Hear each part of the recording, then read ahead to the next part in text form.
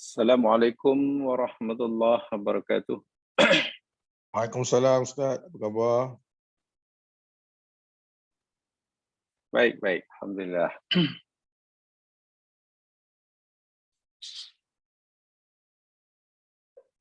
Silakan Ustaz. Terima kasih.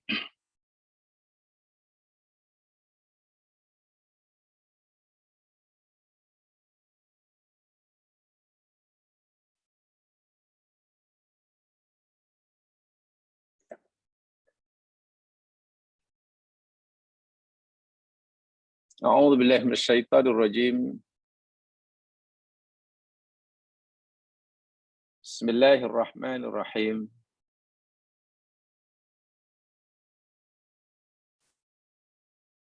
Wa bihi nasta'inu ala umurid dunya waddin.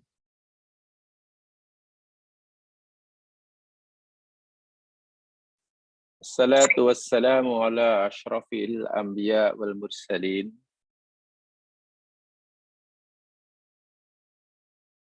Nabiyina Rasulina Muhammad wa ala alihi wa ashabihi wa atba'ihi ila yaumiddin.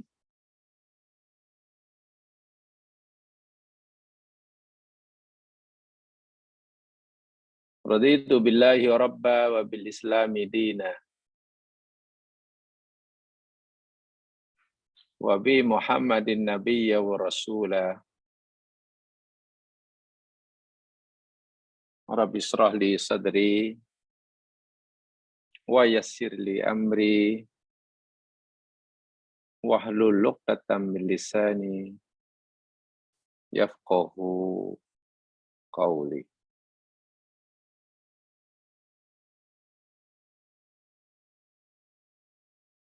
Amin. Didoakan mudah-mudahan semuanya dalam keadaan sehat walafiat, di bawah naungan dan pelindungan Allah Subhanahu wa taala. Amin.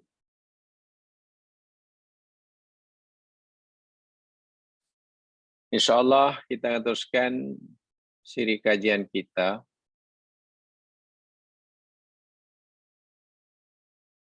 menyambung apa yang telah kita pelajari ini bersiri-siri sebelumnya.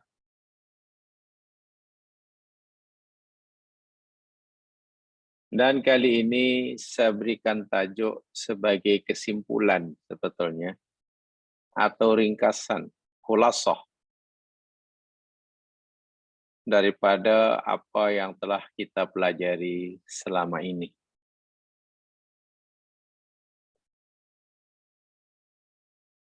Untuk memudahkan kita mengingati, memahami semula apa yang telah kita pelajari sama selama ini, maka di sini saya ingin berikan ringkasan simpulan daripada siri-siri kajian kita sebelumnya. Mudah-mudahan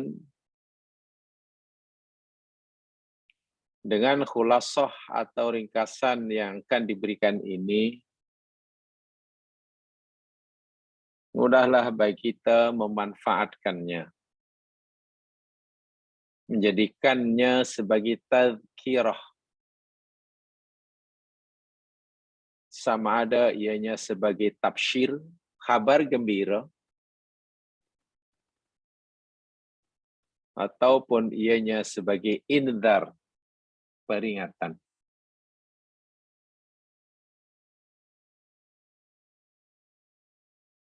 Intipati ataupun kesimpulan khulasah daripada kajian-kajian kita selama ini,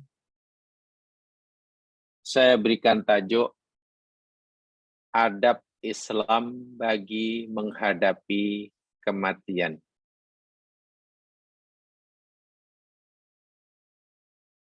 Saya berharap setiap jamaah sekalian telah menerima nota yang saya berikan.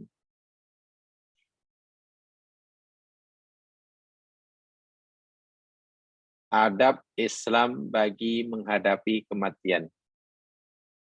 Inilah tajuk yang saya berikan bagi kesimpulan atau ringkasan siri-siri kajian kita selama ini.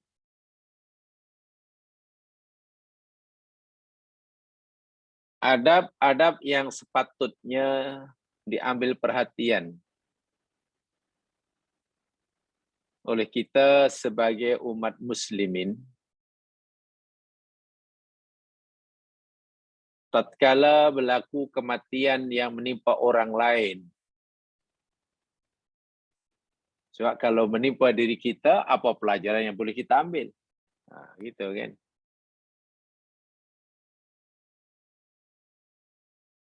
Apakah pelajaran yang sepatutnya kita ambil sebagai orang mukmin daripada peristiwa kematian yang menimpa orang lain? Karena kita melihatnya, bukan bagi kita yang telah mengalaminya. Kita mengalaminya, pengajaran apa? Kita telah mula mempertahuikan amalan itu. Yang pertama, yang perlu kita tanamkan dalam diri kita, setiap kali kita bicara tentang kematian, sama ada sedang mendengar kematian atau tidak, sedang melihat atau tidak, tolong kita tanamkan dalam hati kita, kita yakini seyakin-yakinnya, bahwa hakikat kematian, bahkan hakikat kehidupan itu sendiri, adalah ujian. Itu pertama yang perlu kita tanamkan betul-betul. Kita yakinkan pada diri kita. Hakikat kematian, bahkan hakikat kehidupan, artinya kita dihidupkan sekarang, kemudian nanti kita akan dimatikan, bahkan sebelum kita hidup pun kita mati. Tujuannya, Allah ciptakan ini semua untuk kita diuji sebagai bala. Ya, sebagai balaun. Masalahnya bagaimana kita melihat kehidupan dan kematian itu sebagai bala.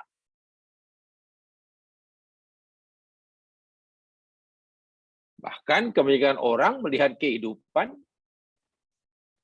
ya bukan bala, apalagi bila hidupnya senang lenang. Dan melihat kematian, ya mungkin kebinasaan bukan sebagai bala. Dan bila disebut balaun, ujian, itu bukan perkara yang negatif. Bala itu adalah perkara yang positif, bukan negatif. Bala itu kebaikan, bukan keburukan bagi kita. Tujuan Allah beri kita bala, atau tujuan Allah jadikan kehidupan dan kematian bagi bala itu lain tidak demi kebaikan kita. Tidak. Allah tidak memberi keburukan.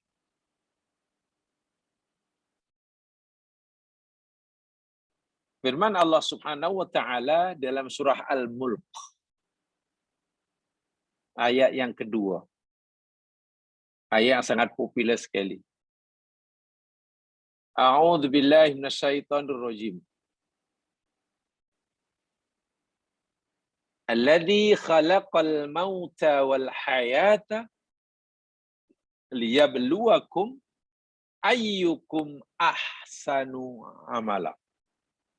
Berarti betul-betul.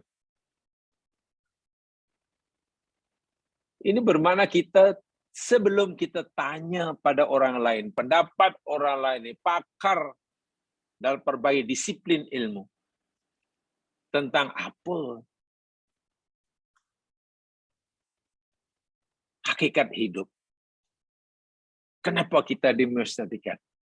Quran telah memberitahu, kalau seakan keluarga, kalau kamu wahai manusia nak tahu kenapa Allah ciptakan kehidupan bagi kamu dan kenapa Allah jadikan kematian selepas itu, tidak lain tidak bukan tujuannya liyabluwakum, karena dia hendak menguji kamu dengan kehidupan. So, kehidupan dan kematian itu sebagai bala. Ayyukum ahsanu amala, siapa di antara kamu yang paling baik amalnya.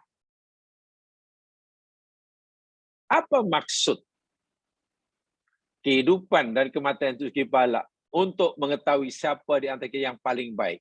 Ujiannya sama, tapi result dia keputusan pasti tidak sama. Kita semua diuji, dihidupkan dan dimatikan. Ujiannya sama. Tapi nanti dia punya keputusan, hasilnya, result dia tak sama. Hanya yang Allah maukan, keputusan mesti baik. Mesti baik, tidak boleh tidak. Contoh umpamanya nikmatul istikhlafil ardi. Allah hidupkan kita, lalu Allah beri kita wewenang untuk jadi khalifah, mengurus, mentadbir bumi. Dilimpahkan pelbagai kurnia kesenangan hidup. Dan kita boleh berjalan ke sana kemari sesuai dengan kehendak kita. Itu fitnah, itu ibtila, itu ujian. Walaisa a'zam min fitnatin ni'ma wa imtihanis sara. Sebetulnya tidak ada ujian yang lebih besar daripada Allah buat kita hambanya, melebihi daripada ujian kesenangan hidup, kemewahan hidup. Itu ujian terbesar. Kenapa? Li'annar roha yunsi. Karena biasanya bila orang itu diberi kesenangan, kemewahan, lupa daratan. Terlalu cintanya kepada kesenangan hidup, menjadikannya lupa kepada yang memberinya kehidupan. Gagal dia. Wal mata'u yulhi. Dan kenikmatan itu membuat kita lalai. Wathara'u yudhi. Kekayaan yang melimpah-lempah itu seringkali menyebabkan orang jadi yudhi, jadi tauhid. Ringkas kata, kullu ma yulhi an ta'atillah fahuwa fitnah. Apa saja yang berlaku di dunia ini, senang ke, susah ke, kaya ke, miskin ke, ada jawatan atau tidak, sakit atau sehat, jika semua itu menyebabkan kita, menjadikan kita lupa kepada yang mencipta kita, kita makin jauh daripada yang memberi kita sehat,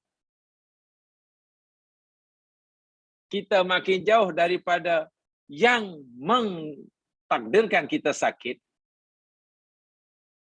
maka itulah fitnah. Itulah ujian. Kita gagal. Kita gagal. Sekaya apapun kita, sesenang apapun kita, setinggi manapun pencapaian kejayaan dunia kita, Jika dengannya kita melupakan makin jauh kepada pemberinya, kita sebenarnya sebagai orang yang gagal di sisi Allah. Tidak ada kejayaan sikit pun. Yang ada kegagalan dan kerugian yang hakiki. Masalahnya, sudahkah kita meyakini seperti itu dalam diri kita? Bukankah seringkali kita ini tergoda juga? Kita anggap orang berjaya karena telah tercapai apa yang dicita-citakan. Orang lain susah, dia senang. Orang lain dia kini orang dia percaya dalam hidup. Saya tak kata mengatakan itu salah 100%. Tetapi, jika orang yang diberi kejayaan hidup kemewahan tadi, kesenangan itu membuatnya lupa akan pemberinya. Allahu Akbar. Bahkan semasa ia mencari kesenangan tadi, dia abaikan, tidak pedulikan peraturan yang ditetapkan oleh dia ini Allah. Itu bukan kejayaan. Itu kerugian. Itu bukan kemuliaan. Itu kehinaan. Itu yang Islam suruh kita yakini seperti itu. Ini tidak bermakna Islam melarang orang meraih kejayaan duniawi. Bukan. Bukan Islam mengutuk orang yang dapat kemewahan di dunia. Bukan. Yang dikutuk oleh Islam, yakni jika dengan kemewahan yang Allah berikan itu, justru membuat ia lalai kepada yang memberinya. Ima semasa telah mendapatkannya, atau semasa ia mencarinya. Itu yang Islam kutuk. Sebaliknya, jika seseorang dalam usaha mencari kesenangan dunia, ia ingat kepada pemberinya, patuh kepada peraturannya. Selepas dapat pula, kemudian semakin ia mensyukurinya. Itulah orang yang benar-benar fid dunya hasanah wa fil akhirati hasanah. Lulus dengan ujian hidup. Demikian juga jika kebetulan pula dia gagal. Ingin sehat tapi sakit. Ingin untung tapi rugi. Ingin kaya tapi miskin. Ingin naik jawatan, malah dibuang kerja. Dengan kesusahan yang menimpa silih berganti bertubi-tubi. Tapi tidak membuat ia surut mencintai dia yang maha mencipta. Keinginan untuk mendekatinya makin kuat. Keinsafannya akan dirinya, betapa lemahnya dia di hadapannya, semakin kuat. Keinginan untuk terus mendekatinya semakin kuat. Inilah orang berjaya, yang sebenar-benar berjaya menurut kacamata agama. Karena rupanya, ya Allah, walaupun dia ingin sehat tapi dapat sakit, ingin untung tapi rugi, ingin berjaya tapi gagal, ingin senang tapi susah. Tapi Masya Allah, ketaatannya kepada Allah tidak luntur. Husnudzonnya kepada Allah makin bertambah. Keyakinannya bahwa Allah memilihkan jalan hidup yang tepat baginya, dia yakini sepenuhnya. Itu orang berjaya, hakikat berjaya. Dalam ujian itulah markahnya 100%. Tetapi bila dengan kesusahan yang menimpa, ia bersuudzon kepada Allah, ia merasa diperlakukan tidak adil oleh Allah, ia berprasangka buruk kepada Allah. Nah, Itu gagal.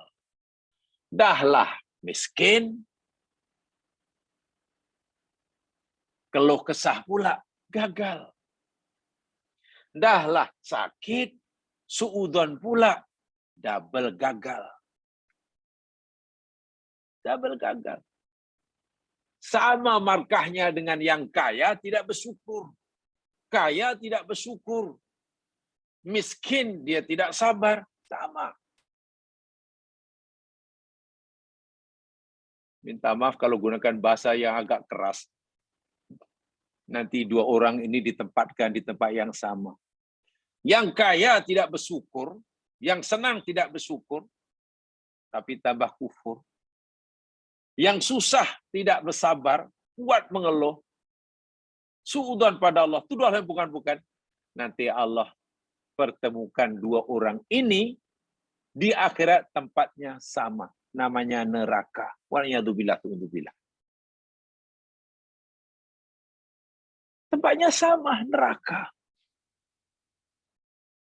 Sebaliknya jika yang dengan kesenangan bertambah syukur, dengan kesusahan bertambah sabar, pun nanti dipertemukan pula di akhirat, di tempat yang sama. Ya, di surga.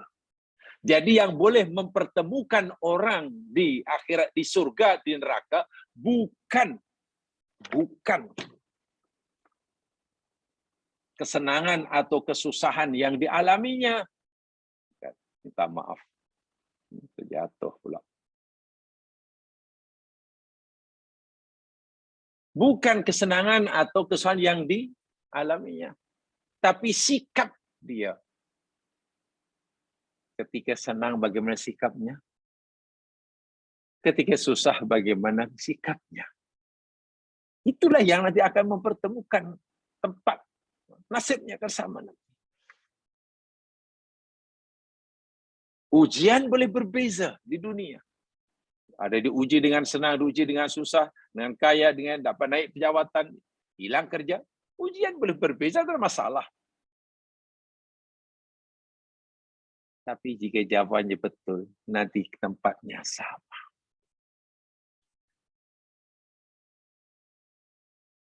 Itu hidup adalah ujian. Mati juga ujian.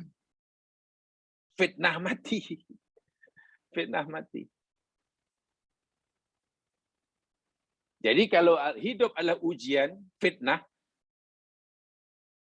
sama yang kita pelajari dahulu, sama fitnah syubuhat, karena kabur tak tahu mana benar, mana salah, mana batil, mana hak, sehingga yang batil dianggap yang hak dianggap batil, itu fitnah juga, sehingga sesat. Yang bengkok dianggap lurus, selalu dikatakan bengkok. Yang haram dikatakan halal, yang perintah dikatakan larangan. Itu fitnah syubuhat, sesat. Atau fitnah syahwat, karena keinginan nafsunya tidak terkawal, sehingga apa yang dia maukan mesti dapat dengan cara apa sekalipun, gagal. Fitnah hidup. Fitnah mati apa pula? Kematian sebagai fitnah itu macam mana? Jemaah sekalian, wa amma fitnatul mamat, adapun fitnah kematian, ay ma yu'radu lil muslim indah tidorihi, apa yang diperlihatkan kepada seseorang saat ajal menjemputnya. Saat seorang manusia berada di ambang kematian, atau saat manusia berada ketika ia dalam proses keluarnya ruh dan jiwa daripada tubuhnya. Itu panggil ikhtidar. Itu fitnah yang luar biasa. Dikatakan hidup, juga belum, tidak. Dikatakan mati, belum. Dipanggil sa'atul ikhtidar. Qad yu'radu lahu syaitan fi akhiri lahdati hayatihi. Kenapa? Dalam keterangan agama, saat itulah Saat-saat akhir itulah iblis dan setan akan memanfaatkan peluang terakhir untuk menyesatkannya. Iblis tidak akan melepaskan peluang terakhir ini. Saat-saat akhir ini. Dia belum mati. Sebab bila seorang sudah mati, ya iblis dah tak boleh lagi kacau. Dah masuk alam barzah. Bukan alam dunia. Ini ketika orang dalam keadaan ikhtidar. Ketika dalam proses nyawa, proses nyawa dan jiwa tidak berpisah dengan badan. Namanya ikhtidar. Itulah saat-saat akhir, peluang terakhir yang iblis dan setan akan manfaatkan, akan terus menyesatkannya. Yuhawilu ayudillahu. Terus akan coba menyesatkannya. Dan itu banyak dalam kisah-kisah dalam sekalian bagaimana setan suruh kufur pada Allah untuk dalam keadaan yang dasar setan ingin memberi pertolongan. Tentulah anak Adam ingin ditolong, tapi syaratnya kata setan, kamu katakan sajalah, ikut apa yang aku katakan. Lalu dia ikut kata iblis, kufur dia, mati dalam keadaan kufur. Fasumiyatil fitnatul mamat, dan itu dikatakan fitnah kematian karena dekatnya orang itu dengan kematian. Baik, satu di antara doa yang Nabi tak pernah tinggal membacanya, atau termasuk doa yang Nabi sering membacanya. Dan saya yakin kita pun, jamaah pun telah mengamalkannya. Alhamdulillah. Itu hadisnya sahih itu dalam Bukhari Muslim.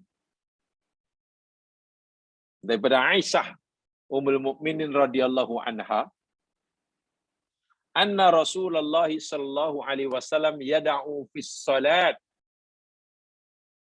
Adalah Nabi SAW sentiasa berdoa semasa solat. Bukan di luar solat, doa. Doa ini dibaca dalam solat. Menunjukkan betapa penting dan pentingnya doa ini. Apa doa yang Nabi baca dalam solat? Khasnya di selepas tasyahud akhir sebelum salam. Allahumma inni a'udzubika min adzabil qabri.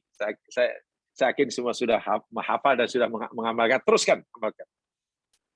Ya Allah, sesungguhnya diriku ini berlindung denganmu, ya Allah, daripada siksa kubur. Ya Allah, lindungi diri ini dari siksa kubur. Satu. Wa a'udzubika min fitnatil masihid dajjal. Ya Allah, aku berlindung kepada-Mu daripada fitnah penyesatan Dajjal. Berdua. Wa'udzubika min fitnatil mahya wal mamati. Ya Allah, aku berlindung dengan-Mu daripada fitnah hidup, ujian hidup, dan ujian kematian. Wa Allahumma inni a'udzubika minal ma'tami wal maghram. Ya Allah, ya Tuhanku, aku berlindung dengan-Mu ya daripada belenggu hutang. Faqala lahu qa'il, lalu sahabat bertanya, ya Rasulullah, ma aktsara ma tasta'idu minal maghram? Alahai banyaknya lah, sering sangatlah engkau ya Rasulullah berdoa pada Allah agar Allah lindungi engkau daripada hutang. Apa halnya ni? Kenapa sering sangat minta perlindungan kepada Allah daripada hutang ni? Sedasar apa sebenarnya hutang ni sehingga engkau selalu memohon perlindungan pada Allah? Apa kata Nabi? Qala innar rajula idza gharima, sesungguhnya kamu tak, sesungguhnya seseorang itu apabila dia telah berhutang, terperangkap dalam hutang, haddatha fakadzaba, bila dia cakap sering bohong. Orang bila sudah ada tanggungan hutang, bila cakap bohong, ya, bila awak nak bayar, esok bayar, bohong lagi. Awak kata nak bayar hari itu minggu ini. Dia kata, ya saya kata minggu dah bilang dah Cina. Tapi tak apalah. Esok lah, esok petang pasti. Bohong lagi. Bila cakap banyak bohong. Wa wa'ada fa akhlafa. Dan bila berjanji pasti ingkar. Baik. Bukan itu tajuk kita. Tajuk kita dalam doa yang dibaca ini hadis Bukhari Muslim ya. Dalam hadis yang lain mungkin jangan telah mengamalkan Allahumma inni a'udzubika minal hammi wal hazan, ma'udzubika mazi wal kasal, ma'udzubika jubni wal bukhli, ma'udzubika min ghalabati dan waqar rijal, ma'udzubika min syarri fitnatil mahya wal mamat, min syarri fitnatil masjid dajjal. Boleh, tidak mengapa. Tak pernah Nabi tinggal doa ini. Mohon kepada Allah daripada fitnah ujian hidup dan ujian mati. Ujian mati yakni itu tadi. Saat ihtidar, seseorang itulah peluang terakhir bagi setan untuk menyesatkan manusia. Macam-macam ujian setan. Kita yang hidup, yang mungkin menjaga sekelilingnya, tak nampak. Kita tidak tahu apa yang sedang dilakukan oleh setan di situ. Wah, iya tu bilah tu, waktu bilah. Itu pertama. Dan jika ia gagal, bayangkan. Jika ia gagal daripada fitnah kematian, karena terpesona dengan riwayat setan, masuk alam barzah, alam kubur, kena siksa. Dan dia tidak boleh lagi memperbaiki kesilapannya. Peluang untuk memperbaiki kesilapan sudah tidak ada. Itu adalah ujian kematian yang dahsyat. Tetapi percayalah, seseorang yang telah berusaha, berjaya, dan lulus dengan ujian kehidupan, dengan ujian senang dia lulus, dengan ujian sehat dia lulus, dengan ujian kekayaan lulus, dengan ujian miskin lulus, dengan ujian dinaikkan jawatan lulus, dengan ujian dibuang kerja lulus. Jangan khawatir.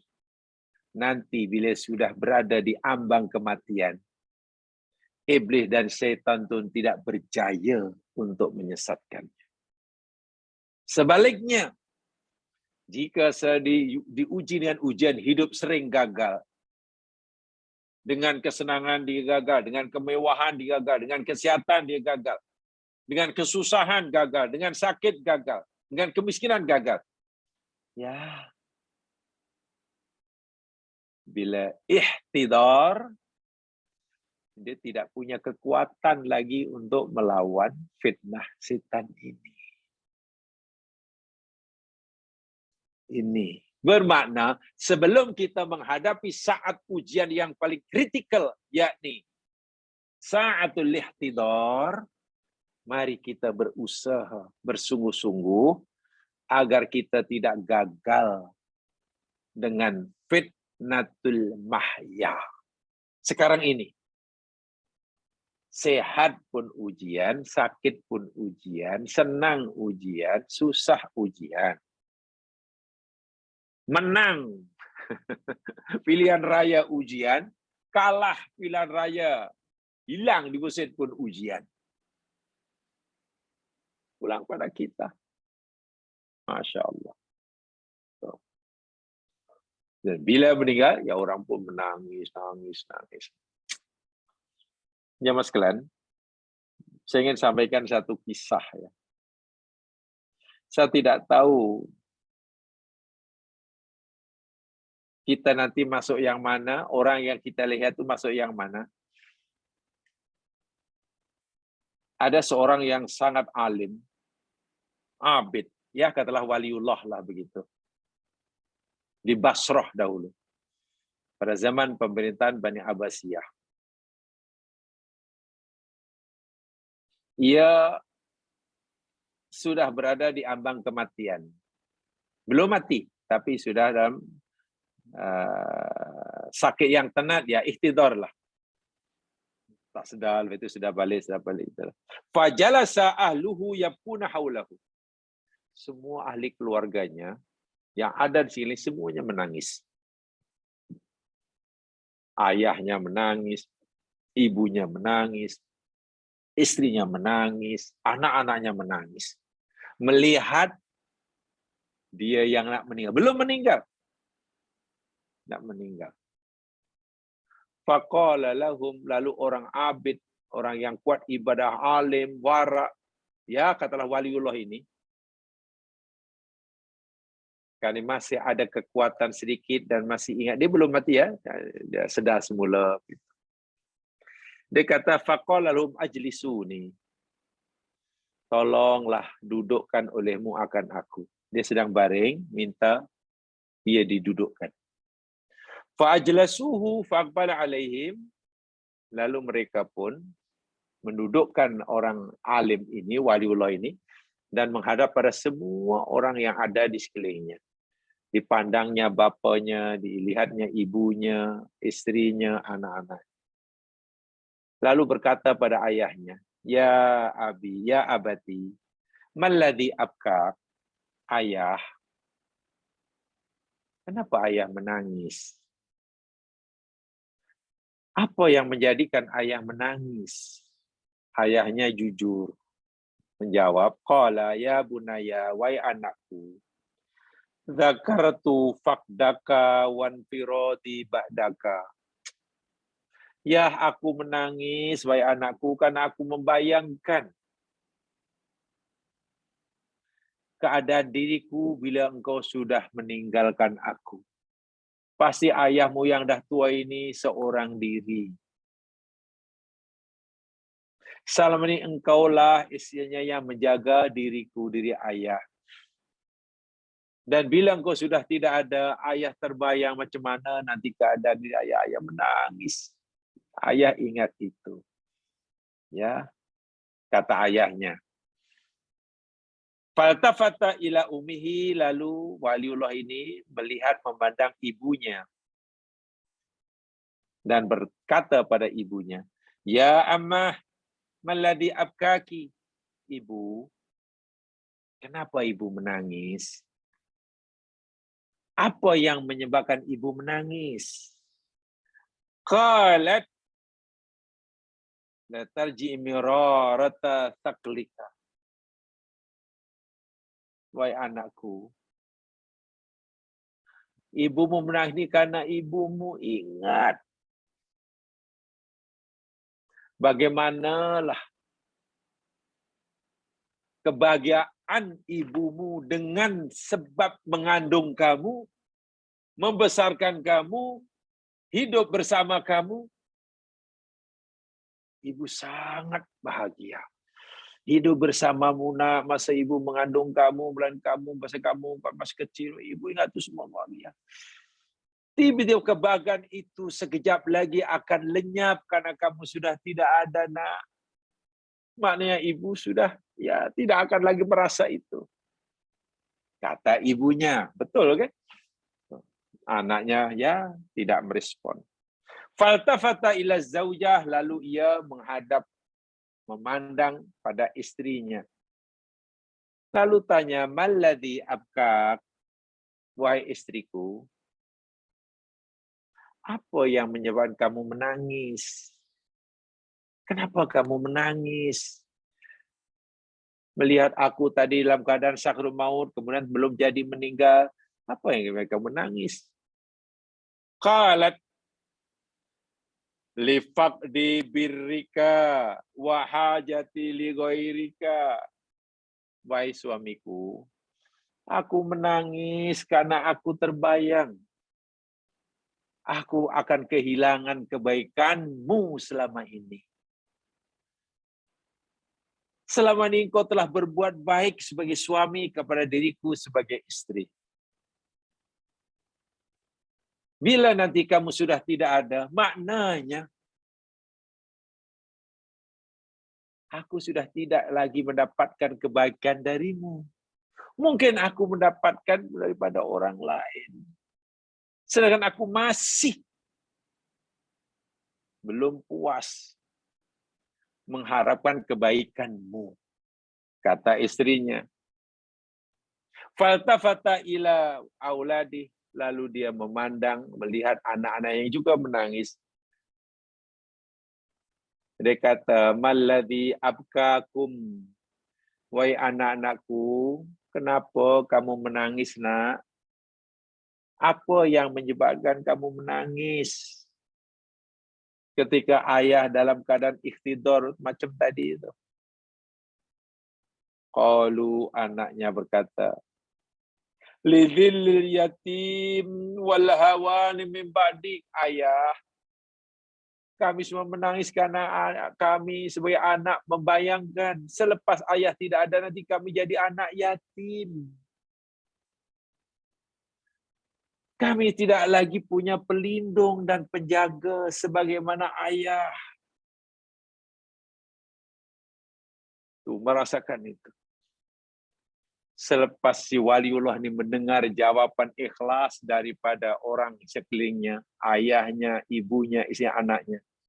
Fa inda dzalik nadhara ilaihim wa baka. Saat itu si waliullah yang itu memandang pada seluruh ahli keluarganya dan dia pun menangis sejadi-jadinya. Nangis sungguh. Nangis. Tadi tak nangis. Sekarang dia pula yang menjadi menangis. Yang jadi menangis. Keluarganya heran lalu bertanya, "Faqalu law ma yubkika anta?"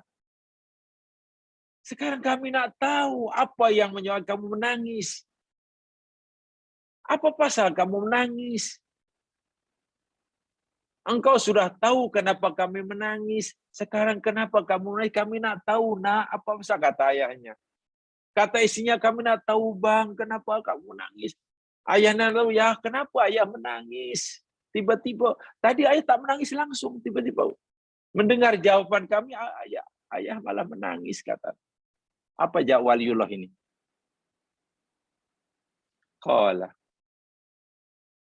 ana abki. Aku menangis. Li'anni ra'aitu kullan minkum yabki li nafsi.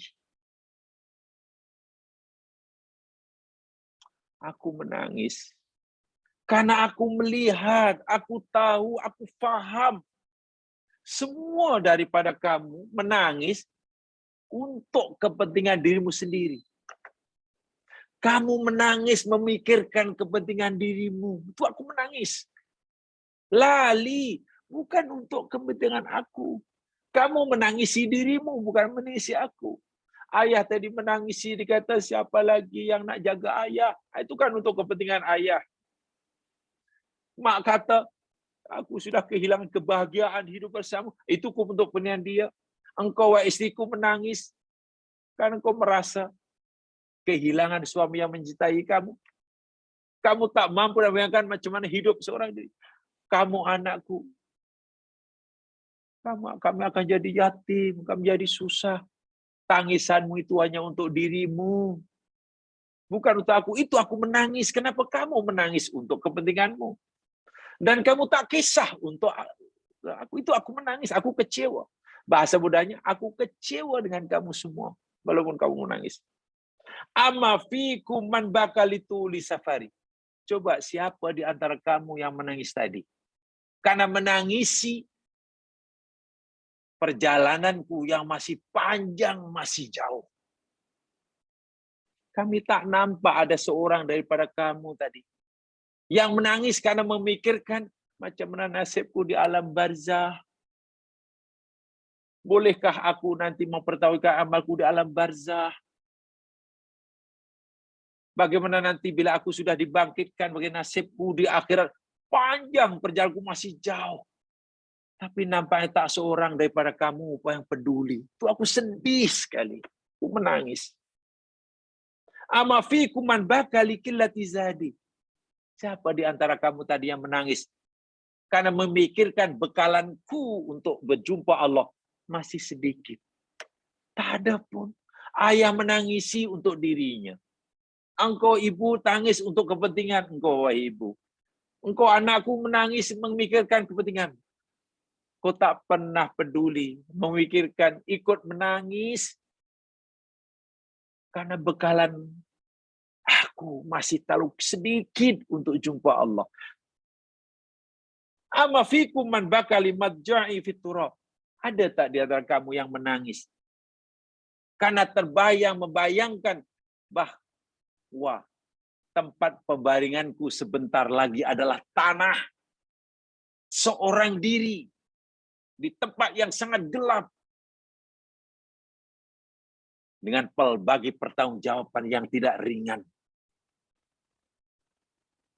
Pernah kamu menangis tadi mungkin itu?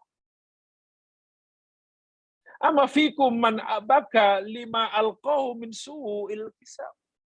Ada tak daripada kamu semua tadi yang menangis karena prihatin mengambil berat? Bagaimana jika aku nanti dikisap dengan kisap yang buruk? Dapat kitab dengan tangan kiri. Ama fikum man bakali mauqifi bani yadi rabbil arbab. Nampaknya tak seorang pun daripada kamu tadi yang menangis karena memikirkan bagaimana nasibku nanti bila aku berdiri seorang diri di hadapan Rabbul Jalil.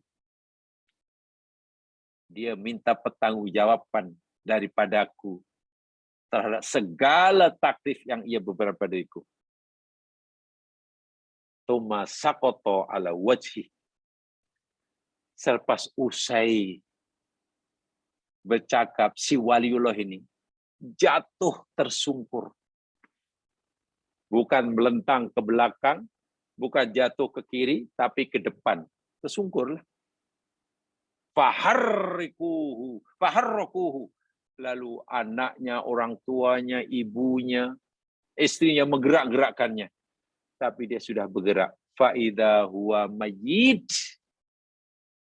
Karena dia rupanya betul-betul sudah mati. Orang ini mati dalam keadaan menangis. Menangis karena tangisan yang hidup. Karena rumahnya tangisan yang hidup, mereka menangisi nasib diri mereka. Tak ada seorang pun yang memikirkan nasib dirinya, nggak pergi jauh. Wah, dia terlalu risau nak jumpa Allah. Seakan-akan, tak apalah, yang penting yang kau nangis aku, yang kamu nak bilang, taklah aku cukup atau tak cukup. Sedih.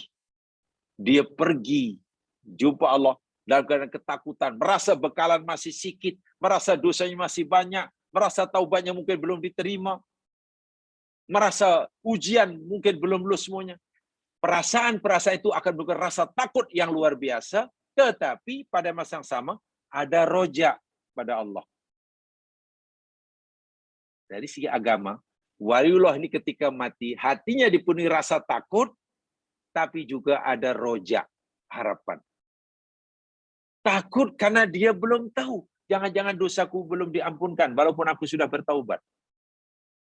Jangan-jangan bakalanku belum cukup, walaupun aku sudah berusaha mencari. Itu takut, timbul rasa takut. Tapi pada yang sama, Allah kata, janganlah kamu putus asa. Mintalah ampun pada aku, pasti aku anakku. Allah berjanji nak mengampunkan. Ingat bahwa Allah berjanji nak mengampunkan, hatinya gembira, timbul roja, karena dia sudah berusaha untuk bertaubat. Ingat bahwa siapa yang buat amal soleh 1, Allah akan gandakan 10, dia gembira, timbul roja. Jadi jumpa Allah, hatinya roja, takut. Roja, khauf, roja, khauf, roja. Orang seperti ini kata Nabi, orang yang semasa meninggal, hatinya diberi rasa takut, mengharap, roja, khauf, roja, khauf. Apa kata Nabi?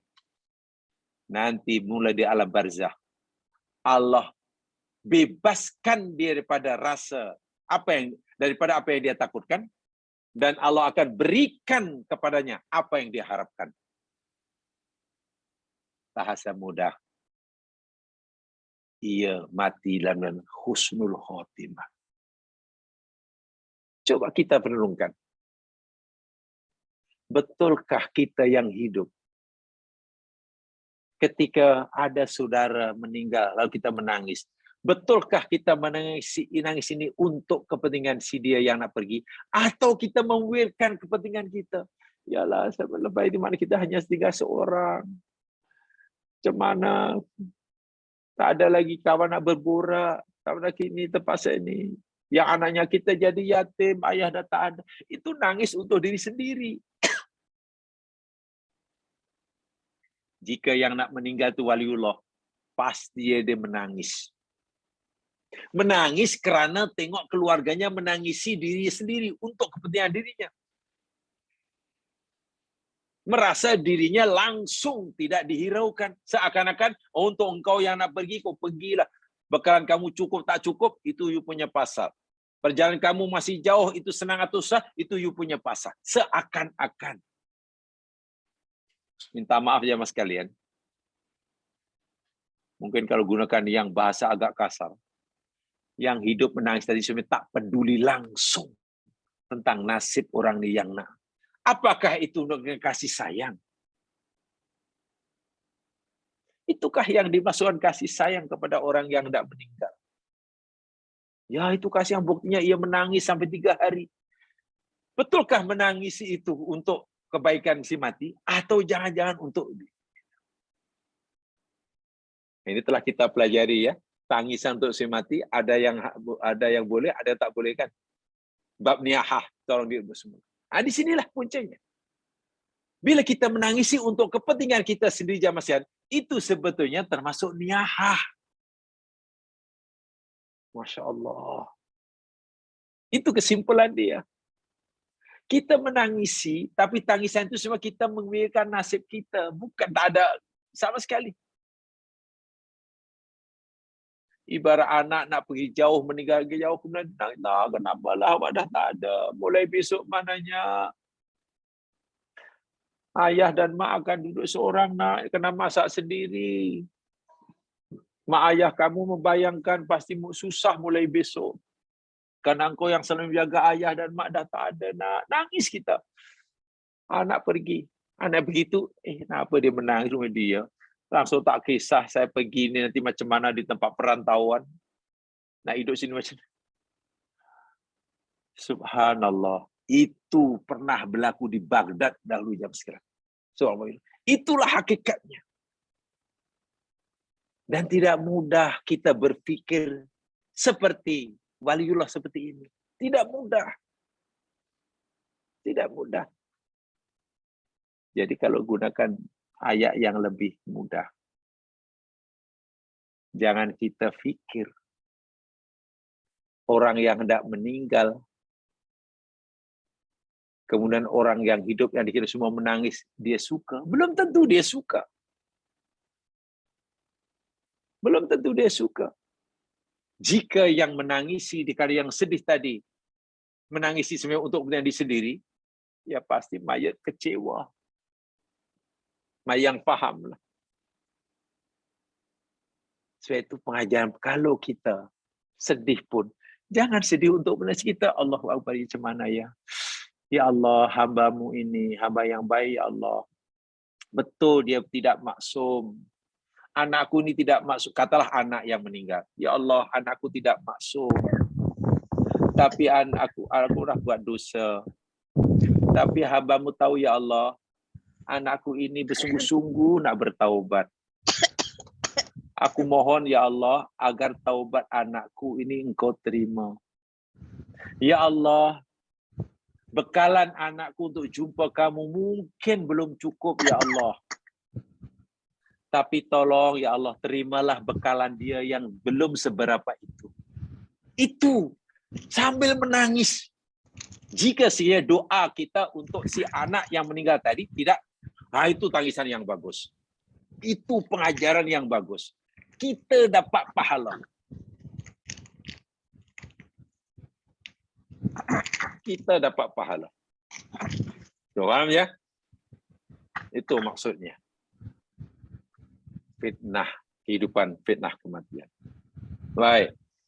Saya baca dalam nota itu. Itu selingan dia agak panjang. Walaupun khulasoh ini sangat panjang. Ini yang kaitan dengan niyahah yang kita pelajari tempoh hari ya. Al-Qurtubi, lihat dalam nota.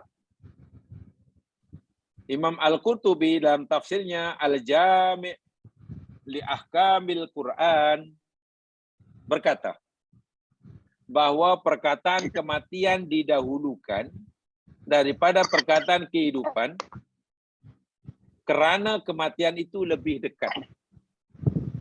Di dalam ayat 2 surah Al-Mulk,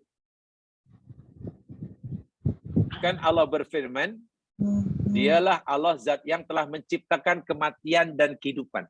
Kenapa kematian disebut dahulu? Baru kehidupan. Sedangkan realiti dia, kita hidup dahulu, baru mati. Kan kita hidup, kemudian mati. Tapi Allah sebut, Allah ciptakan kematian dan kehidupan.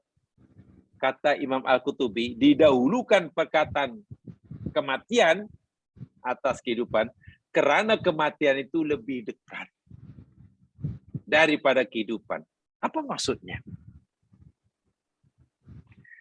Kata Imam Ali, kata Ali bin Abi Thalib,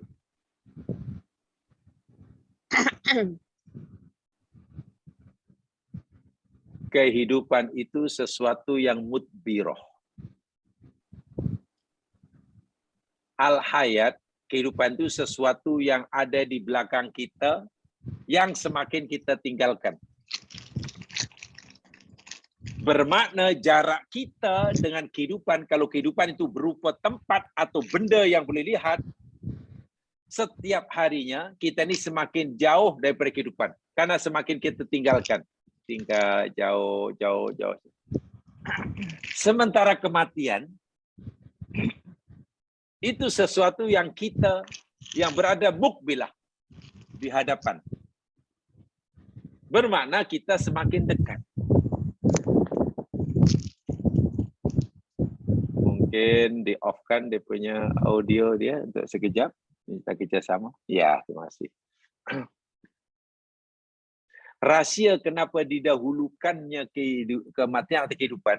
Karena kehidupan itu kita tinggalkan. Artinya kita sebenarnya semakin menjauh daripada kehidupan. Makin jauh.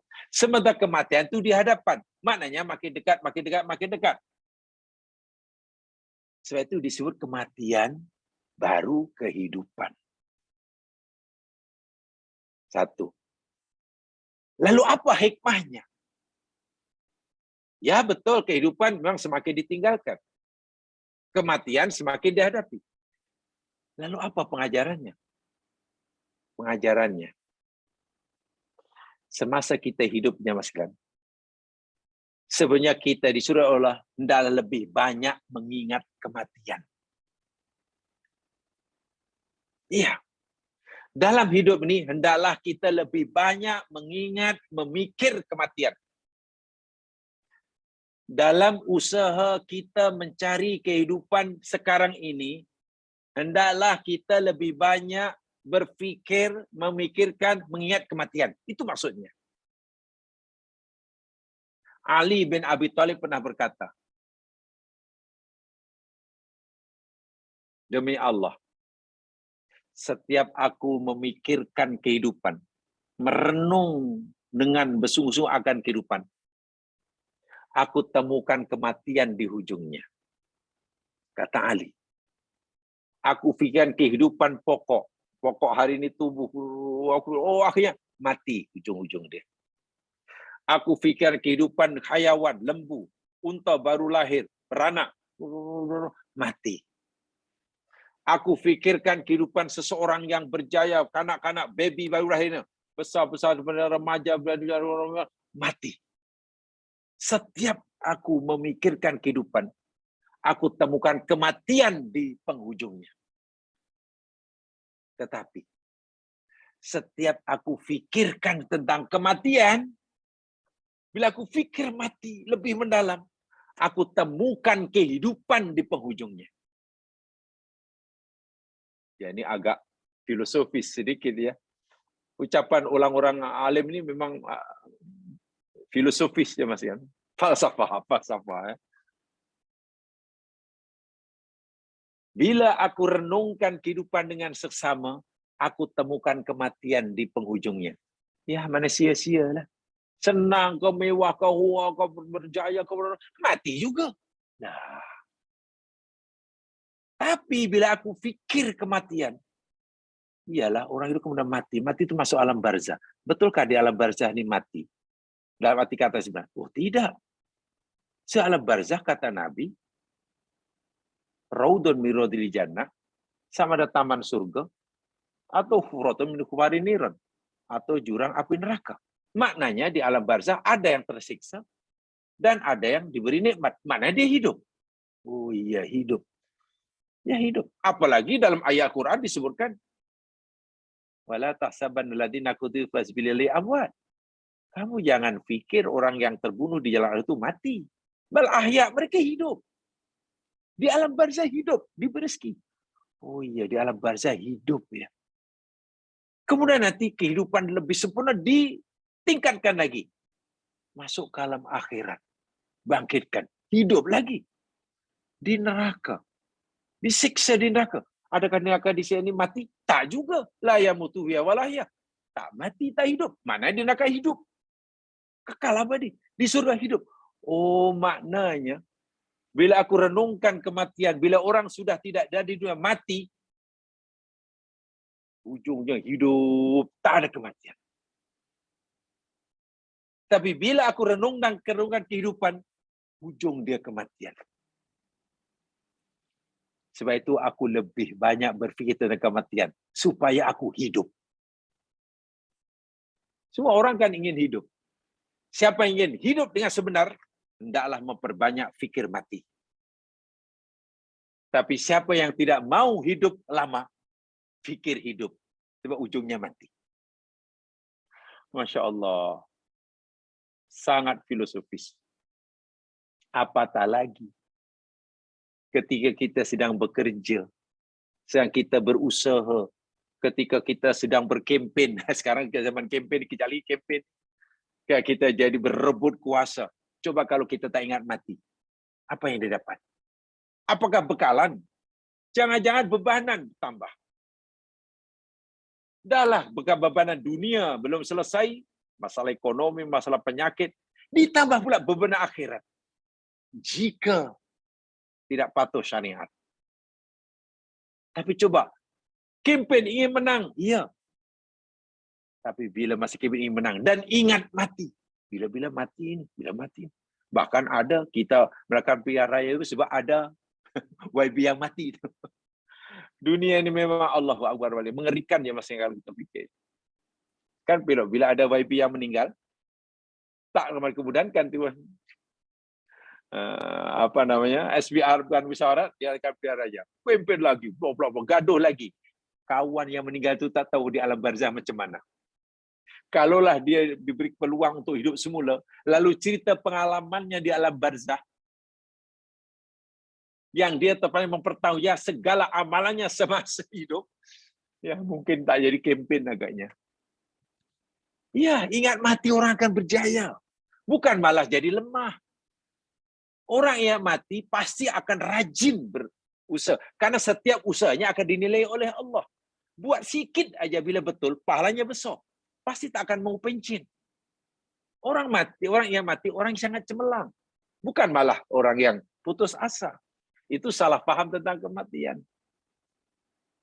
Sebab kata Ali, orang yang akan hidup sebenar, orang yang banyak fikir tentang kematian. Karena kematian semakin difikirkan, ujung-ujungnya adalah kehidupan abadi. Sementara kehidupan dunia, bila difikirkan, direnung betul-betul, ujungnya adalah kematian. Mati. Ya, akhirnya tinggal nama aja lah. Si fulan dulu kaya, sekarang mati dah. Situ mati juga. Oh, mati juga. Oh, maknanya tuannya dah mati. Ya, mati. Bahkan tuannya mati lebih dahulu daripada hamba abdinya. Yang itu orang tuh, mati. Macam mana boleh mati? Kan dia orang ada harta, ada hospital pula. Ada doktor pribadi. Macam mana boleh mati? Ya, dia mati. Walaupun ada hospital sendiri, ada doktor pribadi, mati. Yang itu, yang tukang kebunnya masih sehat. Masya Allah. Tak kira susah kesenang, ujungnya mati. Itu kata Ali. Sebab itu Allah sebut kematian dahulu supaya kita lebih banyak berfikir mati daripada berfikir hidup. Karena orang yang semasa hidup lebih banyak fikir mati, hidupnya akan bermakna. Diberi amanah pasti tidak khianat karena ingat mati. Berjanji pasti akan ditunai karena ingat mati. Bercakap pasti tak bohong karena ia ingat mati. Coba. Duduk seorang diri, tak ada orang nampak. Signature laku, ada orang nak suap, pasti ditolak, ingat mati. Coba kalau tak ingat mati. Seorang yang mati ini orang yang hebat. Sangat-sangat hebat. Dunia akhirat, pasti hebat. Tuh, kata Imam Al-Qurtubi. Boleh jadi juga kerana asal manusia itu daripada tiada. Kemudian diwujudkan. Sebab itu Allah sebut kematian baru kehidupan. Begitu juga kerana matlamat sebenar manusia bukan hanya dibataskan di dunia sahaja. Tetapi ia akan disoal di hadapan Allah Subhanahu wa taala pada hari harta benda dan anak pinak tidak boleh lagi memberi manfaat kecuali menghadap Allah dengan hati yang sejahtera. Ini rahasia kenapa kematian disebut dahulu. Dalam ayat kedua Al-Mulku itu. Firman Allah Subhanahu wa taala dalam surah Al-An'am ayat 94. A'udzu billahi minasy syaithanir rajim. Wa laqad ji'tumuna furada. Dan demi sesungguhnya kamu telah datang kepada kami furoda dalam keadaan seorang diri, sendirian. Nanti kamu, wahai manusia, kata Allah, datang juga kami seorang-seorang, bukan rombongan. Kama khalaqnakum awwala marrah. Sebagaimana kami ciptakan kamu kali pertama dahulu. Dahulu kami ciptakan kamu pun seorang datang ke alam dunia. Seorang. Ya paling banyak 2 orang. Kalau kembar pun kan datangnya lahirnya seorang-seorang. Mana kembar lahir sekali lahir 2? Mesti bergiliran. Ada pertama, ada kedua. Kembar pun ada kakak dan adik. Kembar 8 pun ada 1, 2, 3, 8. Tak ada sekali harung. Seorang. Dahulu kita lahir. Nanti jumpa Allah pun furoda. Nafsi. Wa taraktum ma hawalnakum wara'a zuhurikum. Dan kamu akan tinggalkan di belakang kamu, mana kamu tak bawa sama, apa-apa yang kami telah kurniakan kepada kamu. Tinggal semuanya. Jawatan ditinggal. Harta benda ditinggal. Apa saya semua ditinggal lah. Tak ada yang dibawa. Tak ada yang bawa. Ya, kata orang tinggalkan nama lah. Mungkin orang yang hidup menyebut kita yang baik-baik. Kata yang hidup. Dan boleh jadi Allah pun akan menerima sebagai hamba yang baik. Boleh jadi. Atau ada orang yang meninggal, tapi masyarakat tidak merasa kehilangan. Karena orang dianggap tak penting semasa hidupnya.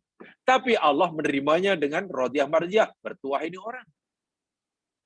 Atau ada orang yang meninggal, mungkin yang hidup, memujinya selangit. Namanya diabadikan.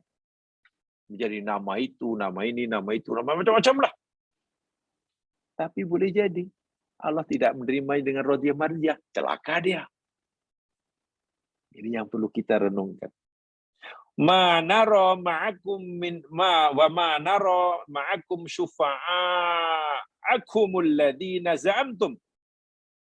Dan kami, kata Allah, tidak melihat ada bersama kamu, menemani kamu, penolong-penolong kamu, syufa'a kamu, yang kamu sangka, yang kamu dakwa akan menolong kamu masa di dunia dahulu.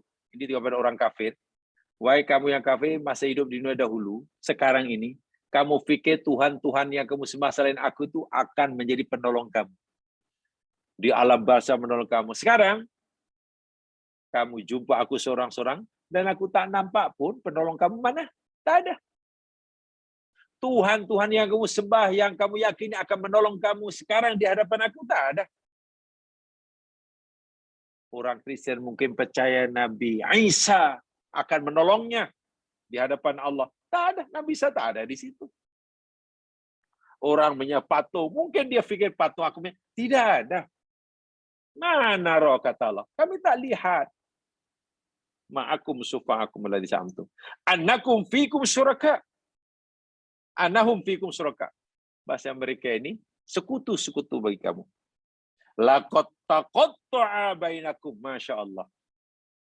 Sungguh telah terputus hubungan antara kamu dengan mereka. Subhanallah.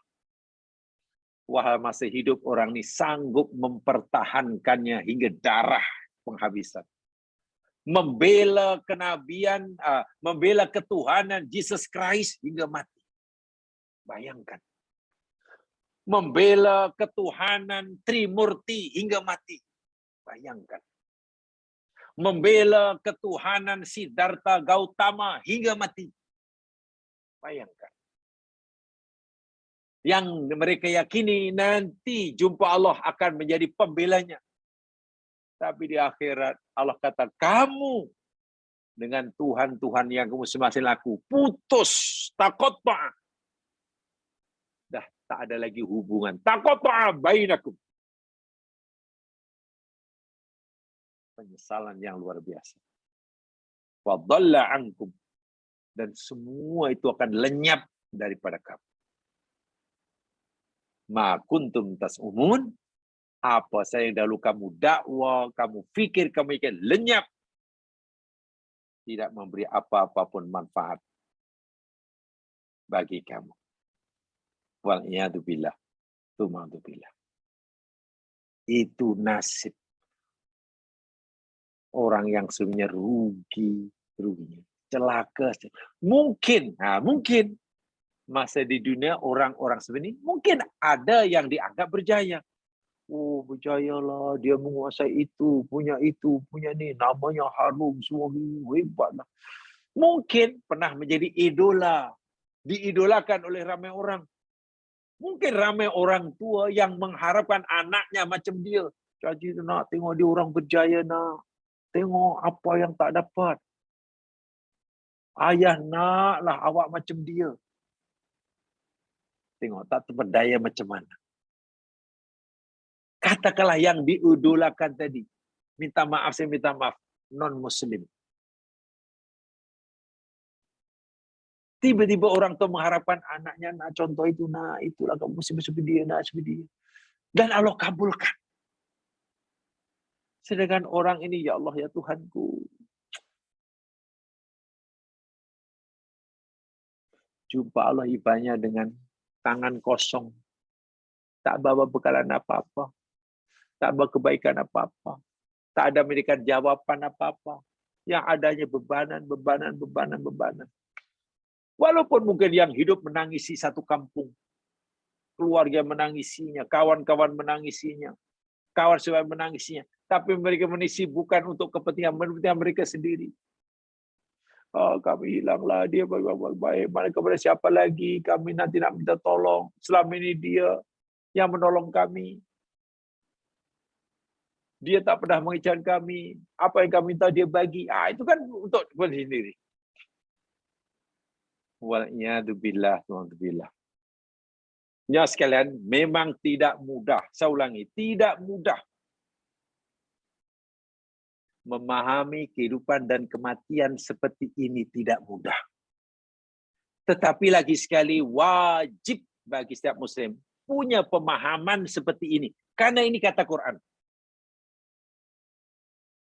Jika kita telah meyakini Al-Quran itu kitab suci yang jadi pegangan hidup, maka kita tidak ada pilihan lain. Kecuali kita mesti meyakini isinya dan mengamalkan kandungannya. Walaupun mungkin sangat berat. Karena berlawanan dengan hati kita, kehendak kita. Atau mungkin berbeza dengan apa yang difahami oleh masyarakat kita. Ya cobalah. Kisah wali yang saya bacakan tadi. Bagaimana orang yang mati kecewa kepada tangisan yang hidup? Coba bayangkan.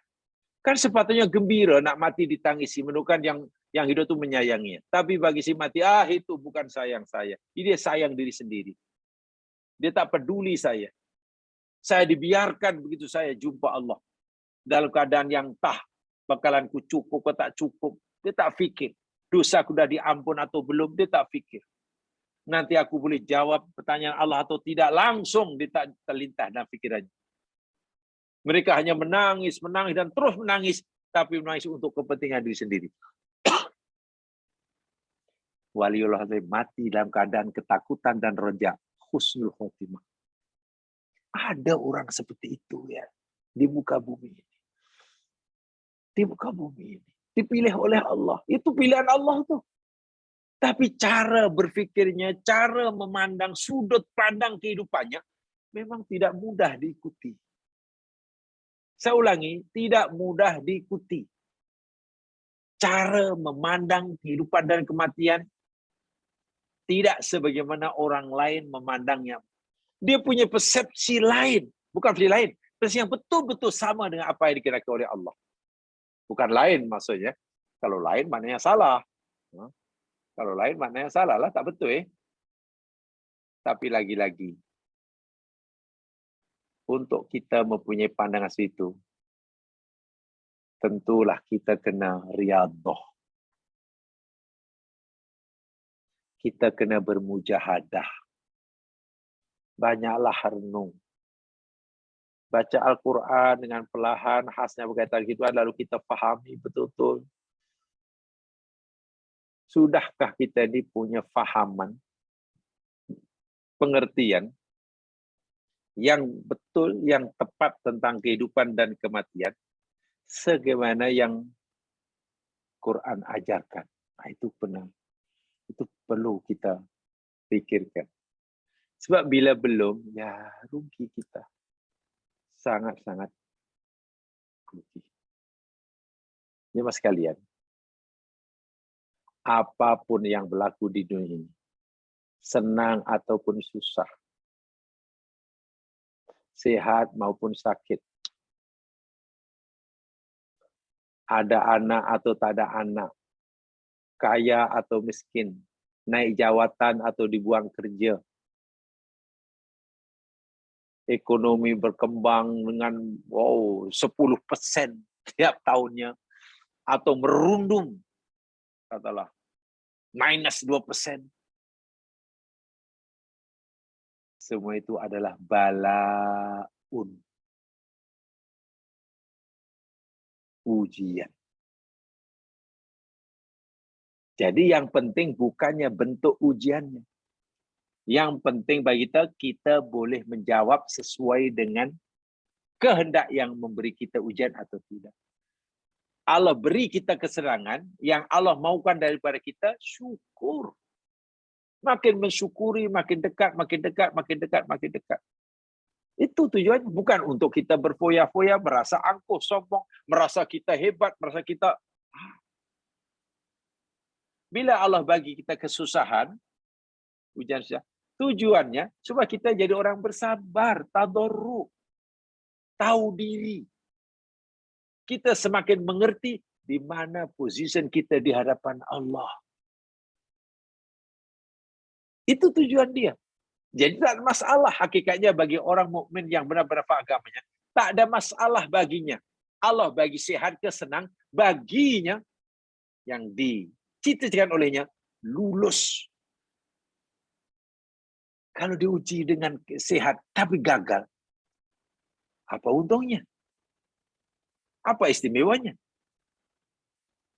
Sebaliknya bila diuji dengan sakit, dia lulus, bersabar, lalu apa ruginya? Kita tidak boleh menentukan jenis ujian apa yang Allah nak tipan pada kita. Itu bukan urusan kita. Itu pilihan Allah. Allah ini nak pilihkan ujian bentuknya seperti apa pada kita. Itu pilihan dia, bukan pilihan kita. Ya Allah, hamba-Mu nak pilih, ya Allah. Kalau Engkau nak uji hamba ni, tolong uji dengan sihat aja, ya Allah. Ya. Jangan sakit. Yang senang-senang aja. Kami tak nak yang siapa kita? Yang benar Allah akan, itu terserah aku lah. Jadi kita sebenarnya tidak perlu campur tangan dalam hal itu. Yang patut kita pikirkan, renungkan, macam mana nanti kita nak jawab. Itu saja. Jangan pikir apa yang menjadi hak Allah. Nak senang ke, nak susah ke, nak baik ke, tak baik ke, sehat ke, sakit ke. Ingat, dalam Al-Quran ada dua ya, jemaah sekalian. Ada dua ayat dalam Al-Quran yang memberitahu pada kita bahawa ujian Allah di dunia ini ada dua, sama ada senang atau susah. Itu aja. Kaya ataupun miskin, sehat atau sakit. Kedua-duanya adalah ujian. Dalam Al-Quran ada dua ayat. Tolong rujuk. Pertama, surah Al-A'raf. Ayat 168. Yang pertama. Coba lihat.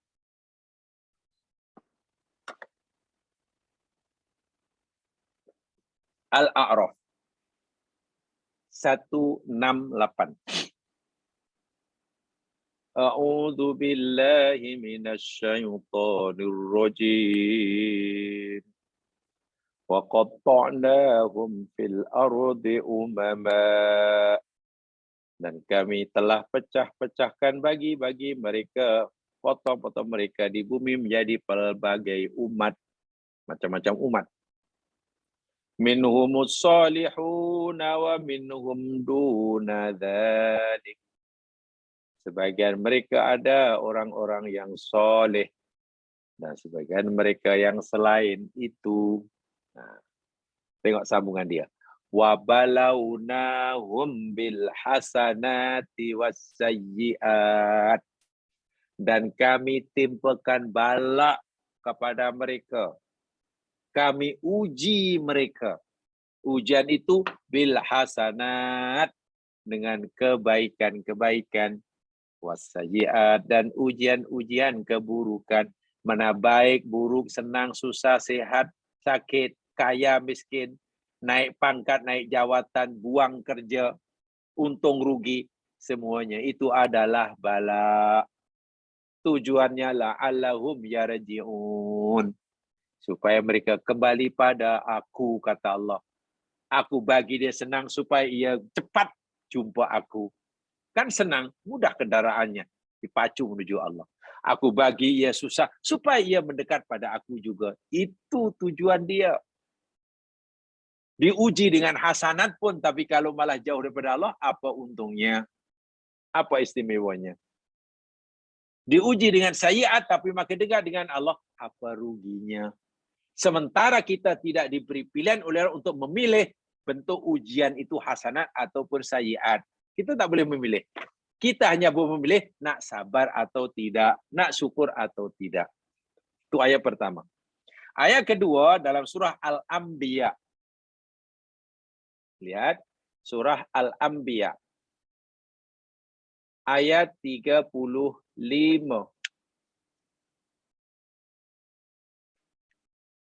Al-Anbiya ayat 35.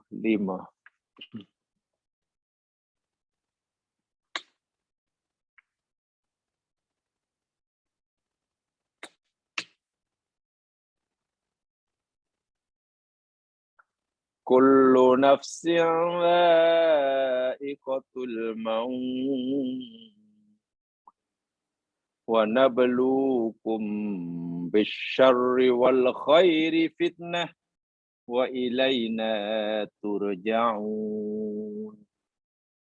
Kullu nafsin, tiap-tiap diri, dha'iqatul maut, pasti akan merasai akan kematian. Masya Allah.